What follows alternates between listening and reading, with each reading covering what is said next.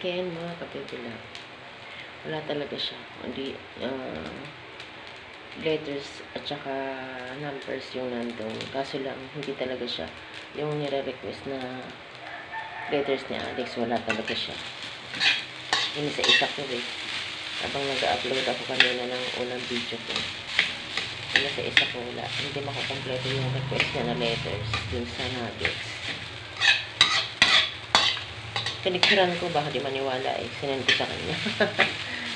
Wala talaga yung mabuong letters dun sa ano, sa request niya. Halo pala yun, letters at saka numbers. Kala ko naman letters lang din.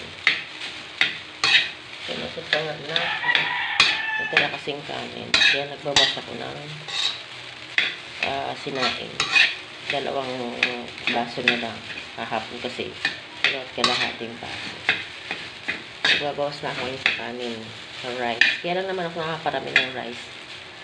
Kaya ko siyang kontrolin. Kaso lang, minsan kaya lang naman ako nakaparami ng rice kasi ang daming tira. Kaya, baga sa akin, para wag lang masayang ano.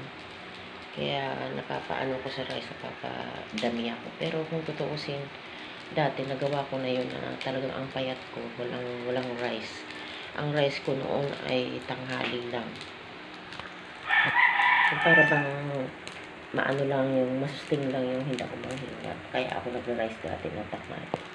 Pero kaya ko rin ngayon. Kaso lang itong mga bata paparami ang saing. Minsan nanghihinayin na lang din ako kasi ayoko nagsasayang ng ng kanin. Pero ngayon ako na ang nagko-control. Kontrolin ko na talaga yung pagsaing na yan kasi para walang tira-tira, walang hinahinayang diet. Hindi nasisira ang diet. Kaya ko kasi wala nga akong dinner eh. Hindi ako kumakain ng kanin sa gabi. Kaya sa umaga lang ako tanghali. Pero ngayon, kaya ko na siyang mag-less rice na ako ngayon kasi yung pa yung damit. Yung hubad. Ano siya eh, nalalaglag yung pinaka, kailangan. Ang damit na ito nakakatawa. May pa-cleavage kasi ito eh. Gusto niya. Ito yung cleavage. Ang hubad kasi siyang gano'n. Kaya kailangan siyang ibaba. May pa-cleavage ba?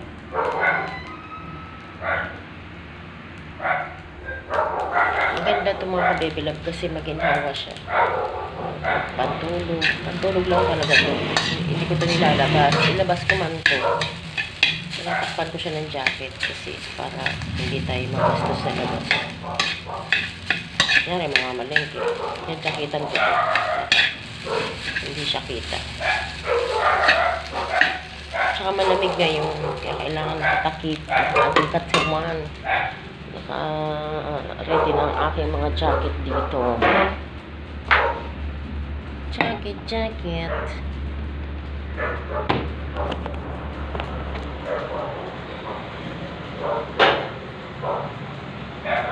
Ready na ang aking jacket mamaya. Ilabas.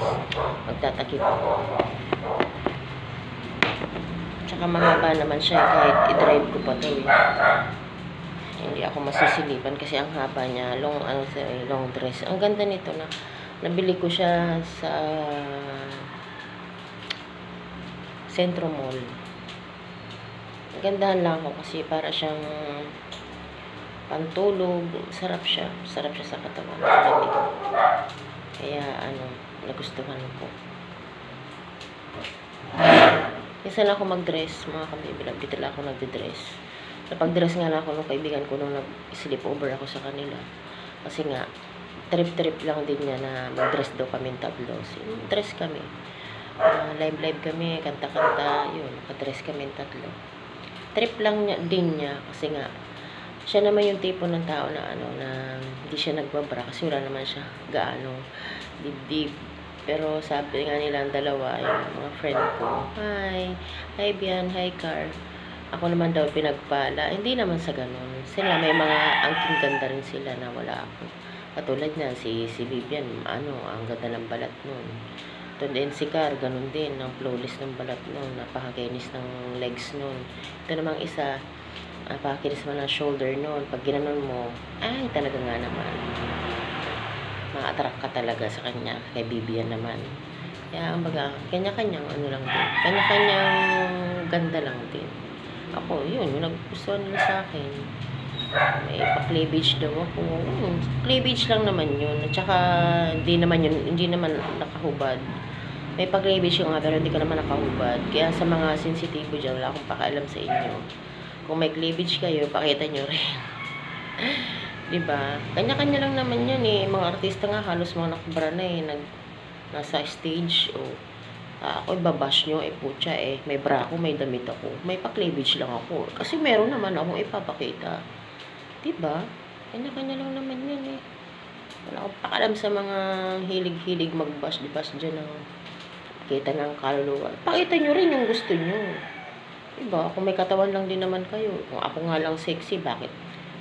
Baka crop topan ko pa kayo eh. Kaso lang, nanaba na ako, nag-chubby na ako ngayon. Diba? Yun nga ang sabi niya, pag inggit, pikit, katawan mo yan, pakita mo kung gusto mo. Sa akin wala akong pakaalam kasi nakadamit ako, nakabra ako. Pa-cleavage lang ako kasi meron din naman ako ipapakita. Ganda dibdib ko eh, puro yan puro yan nunal para sa hindi nakakaalam. Ayan, puro nunal yan. Tsaka kahit ako morena, naku, ang puti-puti niyan. Sorry kayo. Diba? Wala lang. Nasabi ko lang kasi marami akong narinig na na ako daw ay hilig magpaano. Kita na daw ang kaluluwa. Saan ba nakikita nyo? Mata nyo ang ang may kasalanan. Diba? Basta ako, nagpapa-cleavage ako, hindi naman masagwa kasi may damit ako, may bra ako eh. Buti kung nagpapa-cleavage ako, wala akong ganun. Diba? Hindi cleavage yun. Dibdib na yun. Diba? Ako, show off lang. Bakit? Alam ninyo. Sa mga, ang mata dyan, makasalanan, problema nyo na yun. Tumingin kayo sa mukha. Hindi sa kung saan-saan, diba? Problema nyo na yun. Basta, ang tao kasi, hanggat merong masasabi, may masasabi yan. Chill lang. Napakaaga pa ng morning. Actually, di man ako nagagalit. Sinabi ko lang yung mga kabebilog kasi ang dami ko rin nababasa sa, alam mo naman tayo, puro tayo FB ngayon, YouTube. Huwag niyong ibabash yung iba na nagpapakita ng katawan. Kasi proud lang sila sa katawan nila. Ibig sabihin nun na nami-maintain nila yung kagandahan nila. Ang iba nga dyan, may edad na pero ang ganda ng katawan. Saludo kaya ako sa mga ganun. Lalo akong humahanga. Kasi, sa sarili mo nga diba? Pag ma-achieve mo yung ganong katawan, napakagaling. Kasi, ang daming nanay na losyang, sa totoo lang. Diba? Tayong ganon. Hindi ibig sabihin na, tayo, nanay na tayo, hindi tayo mag-aayos. Mag-ayos tayo. Kasi, para presentable tayo kung lumabas man tayo. Pero ako, pag lumalabas ako, yan, naka-jacket naman ako kahit ako nakapaganito. Naka-jacket ako kasi iwas bastos din. Lalo na, mamalengke ako. Pero minsan, ako nga, minsan lang talaga mag-short sa akin naman, katwiran ko, minsan lang nga lang, hindi niya mapagbigyan. Tsaka nasa loob lang din ng bahay, minsan lang lumabas. Alam mo, totoo lang mga kabibilab, hindi kami lumalabas. Importante lang yung nilalabas namin. Hindi kami yung nangangapit bahay o makikita mo sa kalsada. Hindi kami ganun. Kami yung tipo na nasa kwarto lang.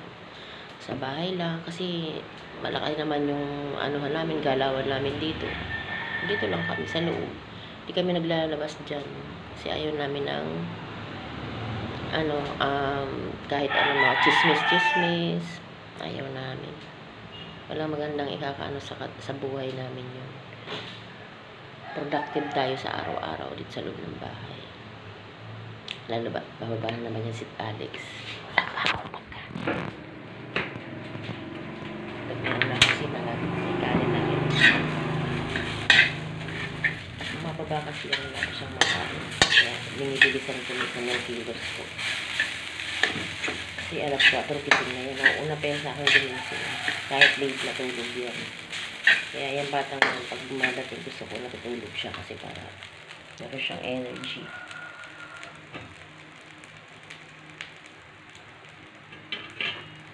Ito na yung sinain ko. Namay-amay ko siya kasi pampatanggal ng mga ano yun, mga ano sa katawan. Kunyari masakit ulo mo, masama pakaramdam mo, ano mo na yung mukha mga sinain. Yung nasabi na matatanda na nakakagaling siya, parang ganun. Parang iihipin mo yung pinakausok-usok niya.